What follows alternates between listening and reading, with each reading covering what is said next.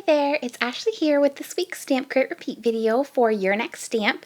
I hope you are all having a great week. I have a fun project to share with you today.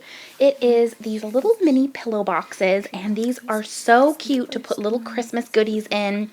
These would fit the little mini candy canes perfectly, I think. They would look so cute just to put some in here as a little treat, and you could put this into a stocking.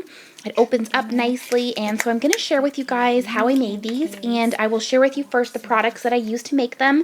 I will link them all in the description box for you below so you can find them over in the Your Next Stamp store. So I've just given you a little close-up there of the coloring that I did and these cute images. First of all, I used the Your Next Stamp Black Olive ink. I used these wire snips. I also used some gumdrops. These are the holiday vintage set. They are so nice and glossy. These are really nice reds and greens, and you get black and a tan color. For the paper, I used this Your Next Stamp Holiday Joy paper, and I used these little trees, which are so stinking cute, and then this red and green striped paper. For the stamp set, I used this stamp set. It's called Happy Eggnog Season, and I just fell in love with these little gingerbreads in the martini glass. And then I used this little mug at the top and also the warm holiday wishes sentiment, and I just trimmed off the beginning of that sentiment and just used the holiday wishes so it would fit onto the little scallop tag there that I used. I also used the coordinating dies that you can purchase separate, and it cuts really nicely inside the little mug and all around the little images. For the die set, I used this one here, which is the mini pillow box die set, and you get all of these cute little bits with it. You get a little scallop there that I use. There's also a circle, and there is also a script that says the treats on it. So to begin with, I'm going to stamp out my images. I'm going to be first doing this martini one with the little gingerbreads in there, and it is so stinking cute. Next, I'm going to stamp out this little Christmas mug, and I love the little cinnamon sticks sticking out of it, and there's a little holly on the plate there, their little tea saucer. So now I'm going to take the coordinating dies. I'm just trimming them apart with the wire snips, and then I'm going to use some washi tape to adhere them down so they don't move, and then I'm going to run them through my Sizzix Big Shot machine. And these cut so nicely all around it. If you're making Christmas cards and you have a lot to make, these are amazing because it will cut it out so quickly for you. And this mug one actually cuts out in the handle of the mug there, which is really nice. So I'll show you the little reveal of them. I always love showing the reveal. It's so cute when it's trimmed out. So there is the little gingerbread, martini glass, and the little mug. Now I'm just going to take the little pillow die here, and you get a ton of little pieces with it so you can change up how you decorate the pillow box. I'm going to use the little scalloped sentiment banner for this one. So I'm going to cut it out on white cardstock. So I'm going to do that twice, one for each of the pillow boxes that I'll be making. Then taking this first pattern paper, I'm going to put down this little mini pillow box die and cut this out with the die cutting machine. And I love this paper so much. It's so adorable. You could honestly just make the pillow boxes with these pattern papers and they would be so cute. Then I'm just cutting the other candy cane striped one out. Now that I've got all of my bits, I'm going to add on this sentiment. So there's a sentiment that says warm holiday wishes. It wouldn't fit onto that scallop, so I decided that I would trim off the first warm part, which don't ever be afraid to trim apart your stamps for the sentiments. There is usually a good sized space in between. Just obviously be really careful when you do something like that so you don't damage your stamp, but you can get a lot more use out of them by doing that. So now I'm just going to set that down and stamp it out on each of the little scallops. And I didn't fully center them. I put each of them to the side so that I could add on the little image to the side of it and have a little bit of space there to adhere it down. So now I'm going to get started with the coloring. I'm going to be doing Copic coloring with my Copic markers, and I'm starting out with E57. I'm going to do the gingerbreads first, and I'm just going all the way around the outside of the gingerbread. I want them to look kind of like they're toasty from being in the oven. So for the shading, I'm just having the outside be the darker portion and the inside be a little bit lighter. Then I'm going in with E55. And gingerbreads are definitely one of my favorite images from Christmas time. I just think they're so festive and cute, and this just made me so happy when I saw these adorable little gingerbreads. My grandma makes the best peppermint martini, and what she does is put a little Hershey Kiss in the bottom of it, and so it kind of is like a chocolate martini, and they are so good. I love them, and I cannot wait to have one at Christmas. The other color that I used for these little gingerbreads is E53, and now I'm going to do the little buttons in R39 and also the little flower that's on her head.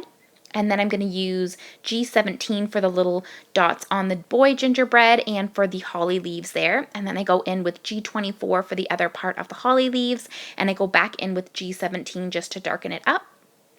Then I'm going to use R14 for the berries and R39. And then for the little drink portion, I'm going to use YG13. I thought it'd be fun to make this part green. And then I go in with YG03 and YG00. And then I go back in with my darkest color. I always do this just to really darken up that dark portion. Then I'm taking N0 just to add some accents onto the glass. I didn't want to color the glass in, but I did want it to still have a little bit of accents. So there is that one. It was really easy to color up. That is a really good one for if you're making a lot of cards and you need to color up a lot of images quickly. I loved coloring that one. And then for the little mug here, I'm using R39 and I'm adding in the darkest portions first. And then I'm going to add in the saucer part and have it darker where the cup is laying on it. Then I go in with R27. And this would actually be really cute paper pieced as well. It's definitely big enough to show a cute polka dot paper or a 6x6 paper pad pattern that has smaller scaled down images on it. Then I blend that all out with R14. And I'm going to go back in with my darkest color, which was the R39. Again, I always just find that this gives it a nice dark impression, and you can see really nicely the color variation. Next, I'm going to use G17 for the holly leaves and G24, same as how I did them on the martini glass there. And then I go back in with the darkest color. And then for the cinnamon stick, I'm going to use E57 and E55, which is the same color that I used on the little gingerbreads.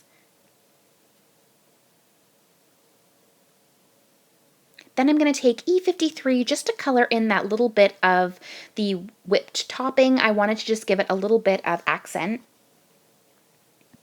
And to finish it up, I'm just going to take my white jelly pen and add on a few little accents, and then I added 3 little white dots on each of the holly berry leaves. I just thought that looked really sweet, and that pretty much finishes up the coloring. So now we're going to assemble the little pillow boxes. To begin with that, I'm just showing you how there's little creases on here, so you just fold it right on the creases. There's just little creases on the side as well, and you can just bend those down, and then there's a little tab here to fold it on. Now I'm going to take the other one and do the same thing, so there's just 2 little folds and then there's these little creases on the side.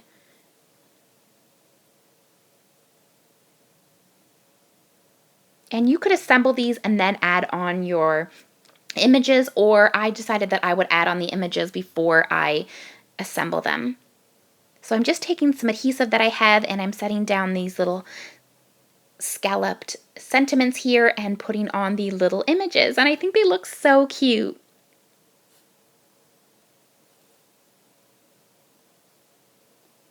So now it's time to adhere them down, and I'm just going to add some adhesive on the back of them, and then I can set them down here and assemble the little boxes. So I'm just putting down this first holiday wishes and the little martini glass here.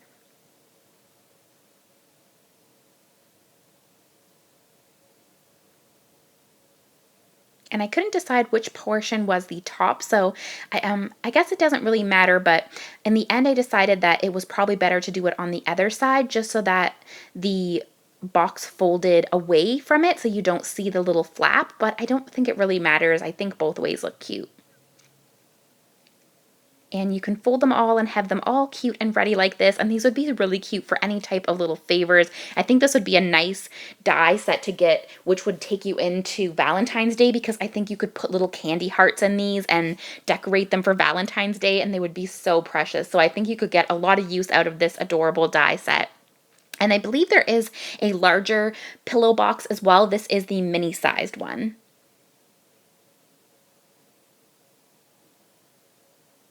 And so now I'm just assembling this last little one here.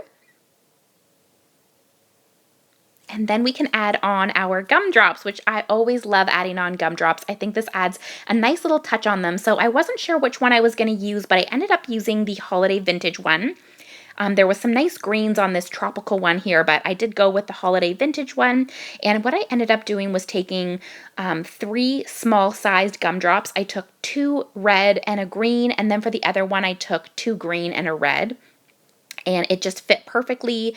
I put the smallest one to begin with just in between the 2 words below it, and then I'm adding on the other one. So it was really easy to line it up, and I think that really adds something to the front there. It gives it some nice dimension, and you can see the difference there between the one that doesn't have the gumdrops and the one that does. Definitely the gumdrop one just adds so much cuteness to it.